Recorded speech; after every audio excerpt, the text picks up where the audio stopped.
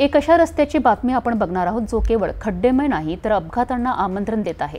सिरोंचा तालुक्यातील अतिदुर्गम भागातील कंबालपेठा मदाराम रोडची दुरावस्था सध्या वाहन चालकांसाठी जीवघेणी ठरत आहे। सिरोंचा तालुक्यातील कंबालपेठा मलाराम रोड जो सिरोंचा आलापल्ली मार्गाला जोडतो सध्या खड्ड्यांच्या साम्राज्यात हरवला आहे। दुचाकी आणि चारचाकी वाहन चालकांसाठी हा रस्ता जणू एक अग्निपरीक्षाच ठरत आहे।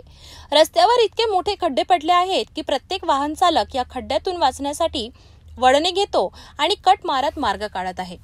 या खड्ड्यांमुळे अनेक छोटे मोठे अपघात सातत्याने घडत आहेत। विशेषतः पावसाळ्यात खड्ड्यांमध्ये पाणी साचल्याने त्यांची खोली आणि आकार यांचा अंदाज येत नाही, त्यामुळे अपघातांचे प्रमाण वाढले आहे। परिसरातील नागरिकांच्या मते या रस्त्यांचे काम अवघ्या 3 वर्षांपूर्वी झाले होते, मात्र आज रस्त्यांची अक्षरशः चाळण झाली आहे।